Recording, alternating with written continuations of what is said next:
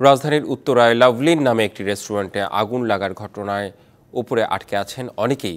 আগুনের ধোঁয়ায় আচ্ছন্ন হয়ে গেছে পুরো ভবন। আগুন নিয়ন্ত্রণে কাজ করছে ফায়ার সার্ভিসের 10টি ইউনিট। উত্তরা 12 নম্বর সেক্টরে এই আগুন লাগার ঘটনা ঘটে।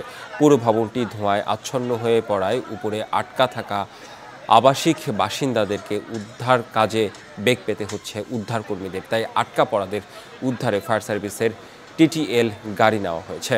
স্থানীয়রা জানান, গ্যাসের লাইন থেকে আগুনের ঘটনা ঘটেছে।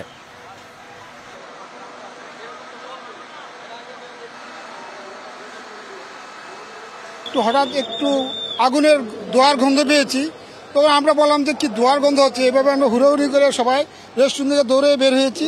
এখানে অনেকগুলো সিলিন্ডার ছিল, হয়তো মেবি পরে সিলিন্ডারগুলোতে আগুন লেগেছে। আমার যে বড় ভাই একজন জিমে ছিল, উনি গ্লাস ভেঙে বের হয়েছে লাফ দিয়ে 3 তলা থেকে, আর 5 তলায় এখনো মেয়ে আটকা ছিল, 6 জন বের হয়েছে। ভিতরে এখন পর্যন্ত 2 তলায় 3 জন লোকের খবর পাওয়া গেছে, আমাদের 3 জন লোক এখনো আছে। এই লোক 3 জনকে এখন পর্যন্ত পাওয়া যাচ্ছে না ভিতরে।